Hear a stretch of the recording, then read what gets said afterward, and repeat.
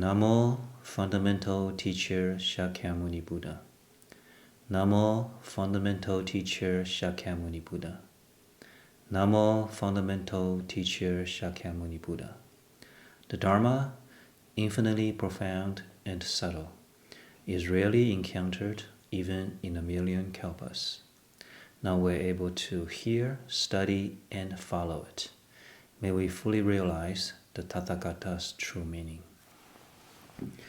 We continue to look at the Heart Sutra on this topic that Shifu calls knowing the world. The text, the sutra text goes, all dharmas are empty in character, neither arising nor ceasing, neither impure nor pure, neither increasing nor decreasing.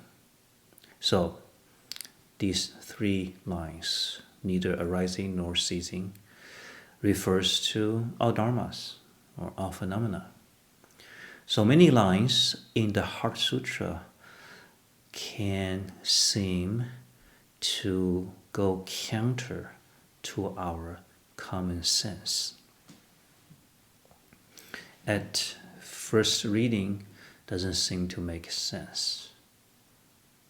But actually, these lines point to a deeper understanding of phenomena, of the things that's in our life.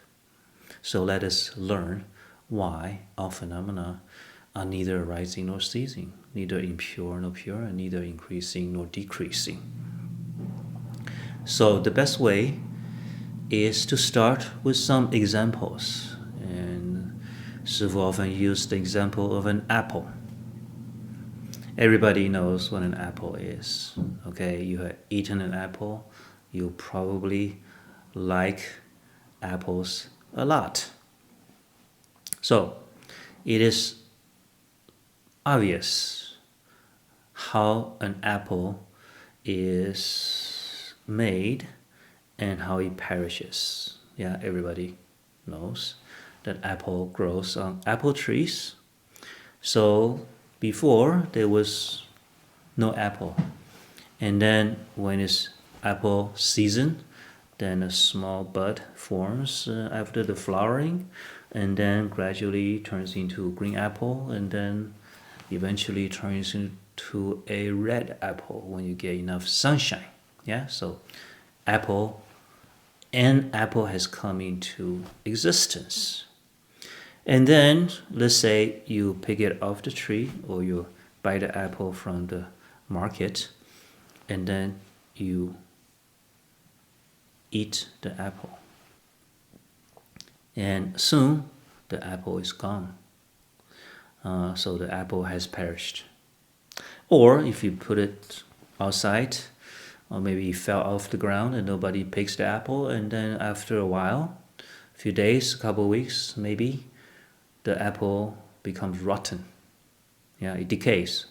And then given enough time, the apple become integrated with the ground, and you don't see an apple anymore. So the apple arises and an apple ceases.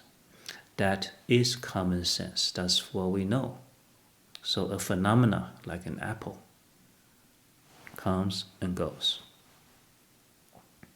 So that is the ordinary understanding of an apple. But the Heart Sutra says all dharmas neither arise nor cease. Now, how can that be true? Well, yes, it can be true. Because if we look at an apple as an individual object, then the apple indeed is born and the apple perishes. But is that the only way to look at an apple? Is that the complete way to understand an apple? No. In order to understand an apple more deeply, you need to understand how an apple comes into being, right? It is because of the apple tree and the flowering, right? and the flower is fertilized, and then that's how an apple comes to being. An apple has apple seed, and the apple seed can turn into another apple tree in the future. So that's how we have apple trees for hundreds, if not thousands or more years on Earth. So what we call an apple is just a small part of the lifespan of an apple tree. It is not an individual entity. It is part of the growth cycle of the apple tree. And the apple falls into the ground and then it rots. Or maybe a bird picks on it and then takes the seed, and then the seed eventually went up in fertile soil, and then it grows into another apple tree. And so many years later, the original apple tree dies, new apple tree grows. In a way, the new apple tree is the continuation of the original apple tree.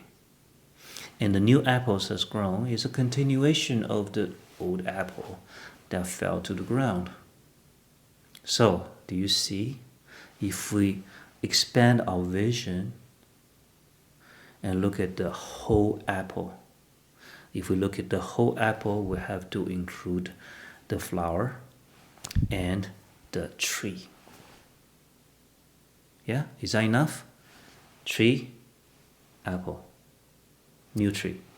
Is that the entire growth cycle of the apple tree? No. Where does this old apple tree come from? Come from another apple seed, right? So where does that apple seed come from? Come from an earlier apple, from an earlier tree. You see where we're going? So the whole apple, if you want to include everything that make this apple possible. Then you got apple and the tree that it came from, and you got the tree where this tree come from, and you got the tree where that tree where this tree come from, and it goes on indefinitely into the past. And can you find the actual beginning of this apple? The starting point of the apple? No. We don't actually know the starting point of an apple. And what is the ending point of the apple? Let's say the apple falls into the ground and then it grows into another apple tree and it goes on and on and on. And we don't know the ending of the apple. But what if we did not let the apple seed grow into another tree? The apple goes into your body and it gets digested, right? Some part of it, the nutrients, the juice become part of your body. And some of it, the fiber eventually come out of your body, becomes the poop. And the poop goes somewhere else, eventually turns into nutrient on some other fertile ground, hopefully. So in that way, the apple gets deconstructed. It becomes into many molecules. Some here, some outside, and whatever is in here eventually goes outside. When I die, whatever part of me that came from the apple eventually turns to the dust too, right?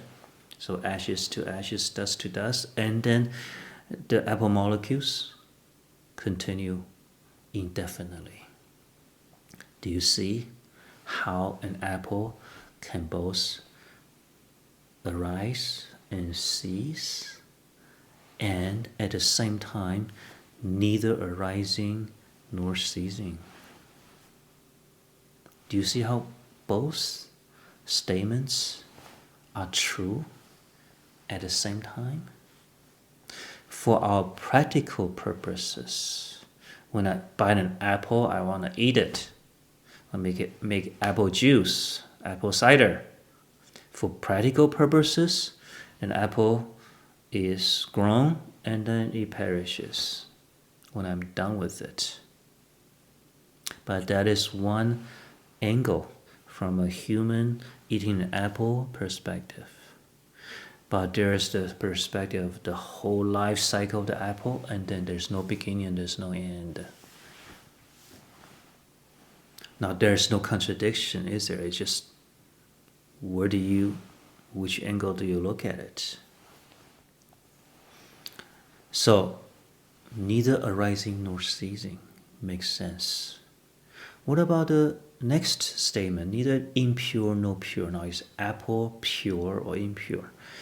Now, pure, impure, these are two general terms, meaning that is it good?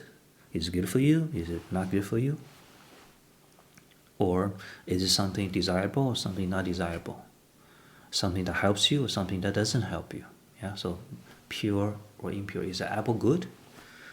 Yeah, a lot of people like apple. Yeah, we say in English, an apple a day keeps the doctor away, so it's good in many ways, right?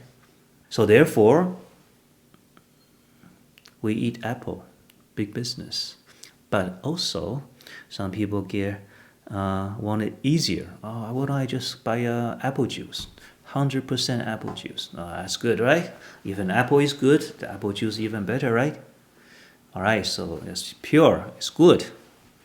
But then later on, some years later, we discover, oh, maybe fruit juice is not as good as we thought it to be, or as they were advertised to be. Why? Because it's a lot of sugar, even though it's natural sugar from the fruits. But drinking a whole big bottle of apple juice or orange juice or whatever fruit juice, even if it's totally natural, it could be too much sugar than your body needs, and without the fiber that was originally there.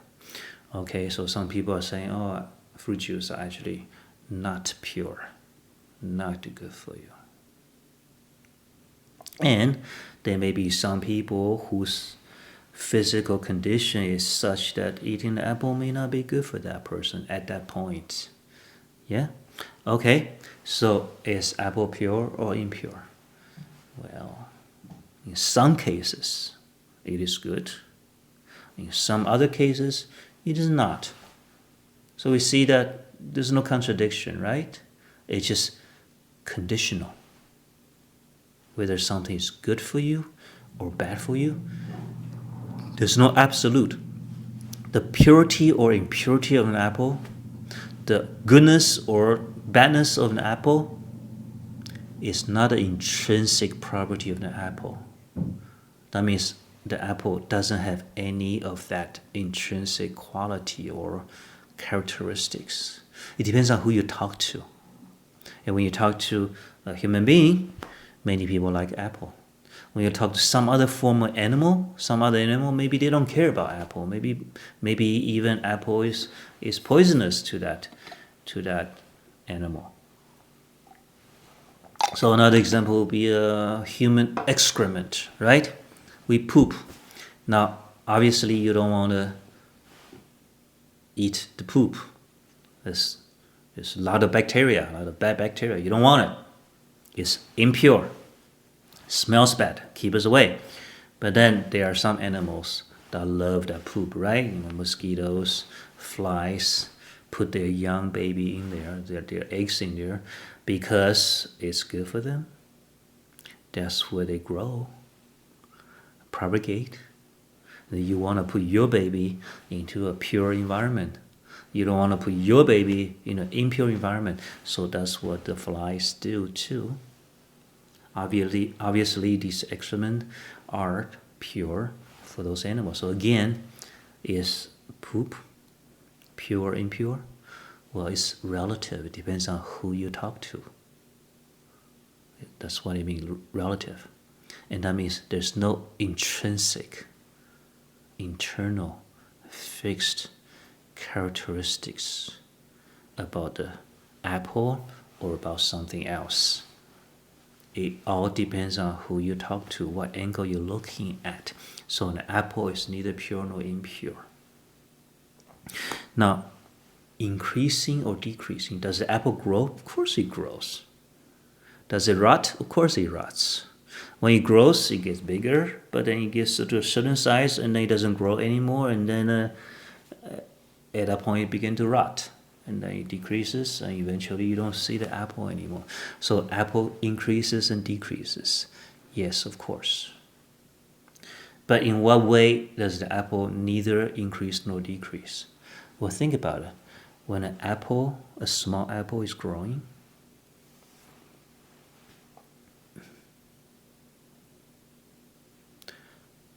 how does it grow? How is it possible that an apple can become bigger? Well, the substance, the material must come from somewhere, right? It will come from the tree. Where does the tree get this substance from? From the earth, from the air, from the water that it absorbs, and then some magic happens inside the tree, and it turns into apple flesh. Apple grows. So you see, what we see, that the apple grows up, gets bigger, it doesn't actually, nothing is increased, because whatever increased come from somewhere else. So it was in the ground, and then it gets absorbed, so it's depleted from the ground, and then through some recombination it becomes apple flesh. You see? So from this angle, when we look at the whole life cycle of the apple, nothing increases and nothing decreases.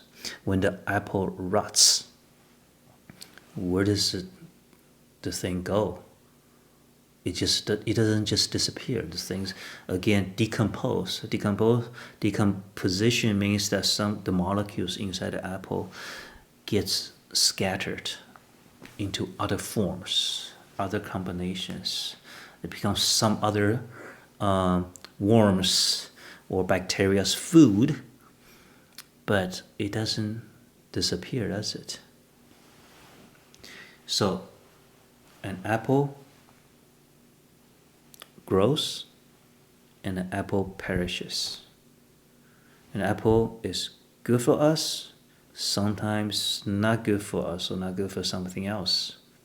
An apple grows bigger and then erots and disappears. So that's true. But at the same time, an apple neither arises nor ceases, neither impure nor pure, neither increases nor decreases.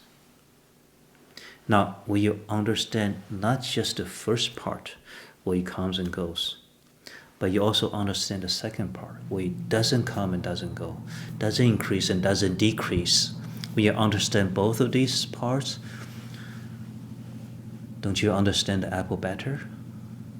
Don't you get closer to the total reality of the apple? We do, right? So that's why it's important to see both sides. So it is true with apple. What about other things like a tree?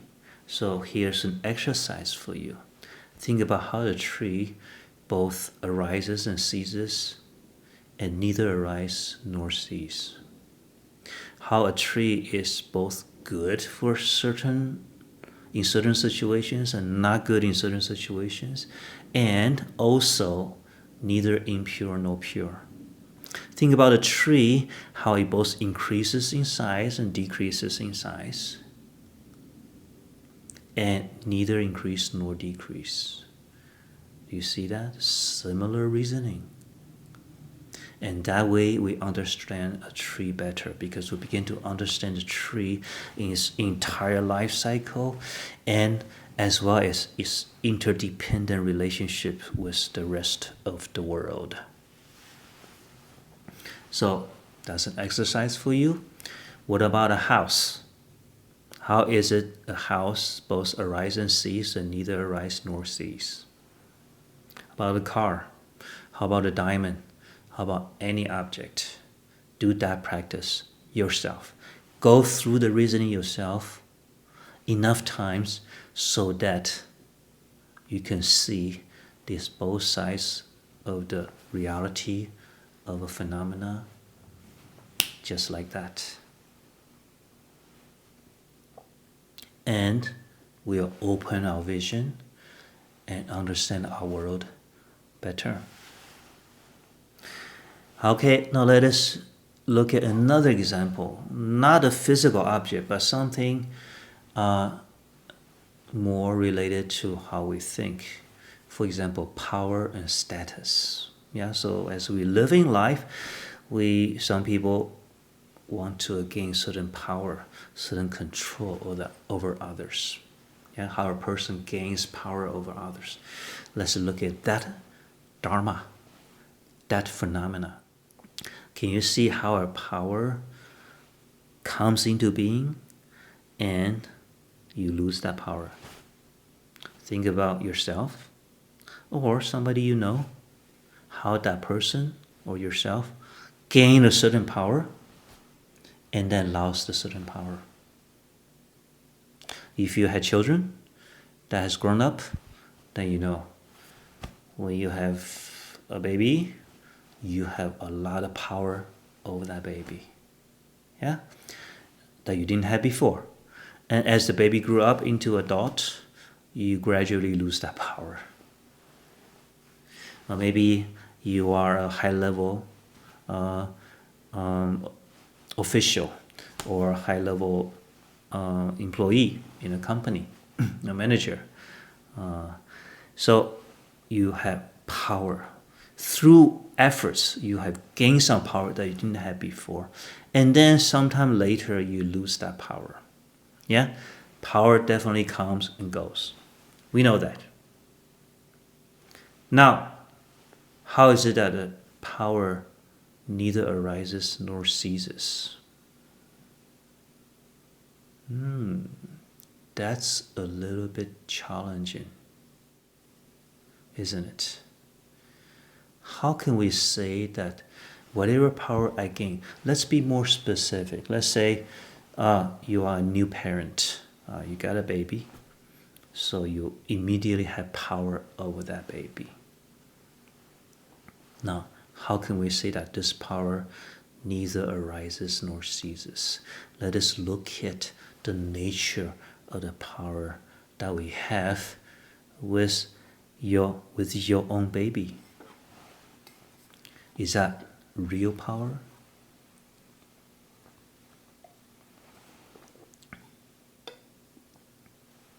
Yeah, you can certainly have some control over that baby. And for the first so many years, you can tell your child what to do, what not to do. And there's not much they can do about it. That sounds like power. Is it real power? Or is it responsibility? How is it different if you think of it as power and if you think of it as responsibility? Because we know they are karma, right? However we interact with my child, they are karma. And then often the karma comes back at us. So if the karma comes back at us, then how real is that perceived power? For example, the history of a country, let's say Chinese history, we have seen empires being built. Yeah, the first emperor, Qin Shi Huang, he unified all of China, and he had the greatest power that any previous leaders of China had. He had a greater power. He had great control over the people and his officials. But how real is that power? Through his intelligence and the manipulation and a lot of work and building upon his previous leaders in his family, he came to have that power. And he certainly changed people's lives in a great way. But then, after he passed away, he could not even control who becomes the next emperor. He wanted his oldest son, which was capable, and intelligent. But then his second son became the next emperor because of manipulation by his court officials. The first son was killed. The second son became the emperor and became a puppet of the prime minister. And within 10-15 years, the empire has fallen. How real is that power? How great is that control? Or how empty is that power? He called himself the first emperor, and he thought, my empire will last forever. And then the second emperor will be called the second emperor, and the third and the fourth, all on to hundreds and thousands. But he ended with the second emperor. So how real are these powers? When we have power, do we actually possess that power? Or are we simply in a situation where I can create a huge amount of karma? And whether they turn out to be good karma or bad karma, won't that consequences of those karma come back to me? So imagine, let's say you are a journalist at a famous, respected newspaper or media. And then so you write an article, you produce a documentary or reporting. That's power. That's power because let's say thousands or millions of people watch that and it changes their mind. That's power. You're not a king, you're not a president, but you have that power using your pen. Or maybe you're an author, a writer. You have that power. But how real is that power? You have the power potentially to influence a lot of people, even whole social mentality. But then, after a certain period of time, that influence passes. And then people go back to whatever they believe, or again become enslaved to their greed, anger, ignorance. Some people become wiser, some people become dumber. When the Buddha came into the scene of Indian religious life, he was a great teacher, very influential. He had many, many disciples. It was a major movement, major religious movement. It was popular in India for over 1,000 years. When I visited India many years ago, when I went to the Ganges River, which is the region where Buddha frequented and had a major influence, Buddha talked about these heretics. People have all kinds of beliefs, and many of them doesn't lead you anywhere, and they do this interesting kind of practice along the Ganges River. And when I visit there, these people are still there. They are still there. All kinds of interesting practices. Some of them make no sense. Some of them work very diligently, and they definitely believe in what they practice, or maybe they don't, but it seems that nothing much has changed on the shores of the Ganges River. You go to India right now, Buddhism have mostly disappeared. And you wonder, is that influence real? Well, if you look at it locally, power comes and goes. If you look at it globally, well, Buddha is still making a difference. But is it power?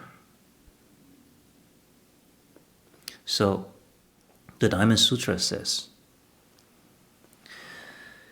a bodhisattva makes a vow to liberate countless sentient beings. And when the Bodhisattva has liberated countless sentient beings, brought countless sentient beings to Nirvana, the Bodhisattva has not liberated a single sentient being. So, when we understand the nature of power more deeply, you could say that we never gain any power at all. Neither arises nor ceases. But we simply play an agent of influence. To think that I have power over you is an illusion. But I can be an agent of influence. So then let's hope that it is a good influence. And when we commit to the idea that I have power over these people, great, let me take advantage of that. Then that can become dangerous. And we've seen that over and over again in human history, in every single country, right? Every society, leading to greater suffering for the person who thought they had power. So when that power leads you to more suffering because of karma, then is that real power? Did you ever have power? So, certainly power status make you able to influence a great amount of people, even control them for a while. But if you look at the whole life cycle of that power, you could say that you never really had any power. You're just a player in this ocean of karma influences. Neither arising nor ceasing, neither impure nor pure, neither increasing nor decreasing. So think about this. When I have power, think about neither increase nor decrease. And then we can step away from the illusion that I have this, I can do this over you, I can force this over you. That is an illusion. Okay, so as a practice, think about status, social status, think about fame, think about reputation, how they both come and go, impermanence, and neither come and go, neither arise nor cease. You want to understand both sides to have a deeper understanding of the reality of reputation and fame and power and status and respect and humiliation. When you are humiliated, does the humiliation come and go? Is it real? Can you think about the humiliation as neither arising nor ceasing? Remember the gift story. The person came to humiliate the Buddha. Was Buddha humiliated? Neither arise nor cease. But to another person, the humiliation could be great, to the point that he want to fight to death with somebody. Right? Which is the reality? Which is not the reality? Which is partial reality? Okay, so that's how we can think about and understand the phenomena that's happening in our world. And finally, a person. Myself, you, a single person. We can see how a person is born and how a person dies. Can you think how a person is neither born nor die? Now, that is a little bit different from an apple, isn't it? It's not identical as in the case of an apple, but we can still think about how a person is neither born nor die. For example, a koan, a Zen apostle, a Chan koan, is that what is your real face before your parents give birth to you? 父母未生前的本来面目. What is your real face before your parents give birth to you? Why is that a koan? Because there's some real insight in there to be discovered. If you think, oh, before my parents gave birth to me, I wasn't around, you'll be wrong. But if that's the wrong answer, then where were you or what were you before your parents conceived you? That's something you had to figure out. And when you're enlightened, you will know. Now, a similar puzzle is when you die. What happens when you die? Shifu talked about the knowing and the consciousness, right? And the difference between the two, even though they are related. The consciousness is conditioned, so it comes and goes. The knowing is ever present, and nothing influences or conditions or impacts or changes the knowing.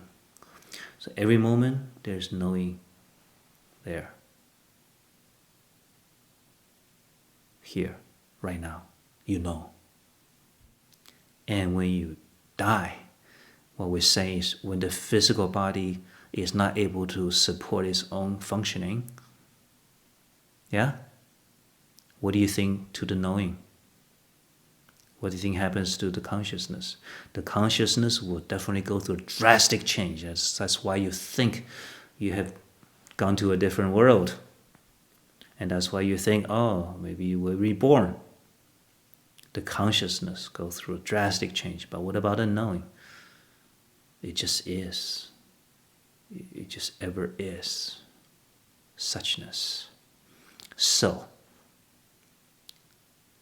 when we meditate on the knowing, you begin to see how a person neither arises nor ceases. And while the consciousness can be pure, impure, I want to kill that person. I want to help that person. Yeah, our thoughts can be pure, impure. But the knowing transcends that duality. And we as a person, we can increase or decrease. Our body can increase, our knowledge can increase, and then at some point we lose that. We forget, we lose it. We circle around again and again. But in some way, what neither increases nor decreases. The knowing is just there. It just is. You can't even see how that can increase or decrease. All right, so these lines help us see a different side of the world around us, including human beings, you and I. And when we contemplate on that, when we see both sides, we hopefully come to a more complete picture of the reality of ourselves and the world that we're living. Let us conclude by quickly reviewing what we covered today.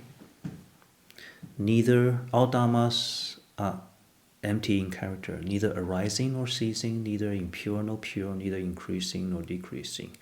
So these three lines that we focused on help us see another side, a more global, a more complete side of phenomena, everyday phenomena, including an apple, a car, our power, our reputation, humiliation, our emotions, and includes our view of ourselves and other people. Can we see the side that comes and goes and the side that neither comes and goes? So the Buddha, one of the name of the Buddha is Tathagata, and that means the thus come one and the thus gone one. Somebody who comes thus and somebody who goes thus. Thus means suchness, the way it is, the way in accordance with reality. But Tathagata also can mean neither coming nor going. So the Buddha neither comes nor goes. Do you see that?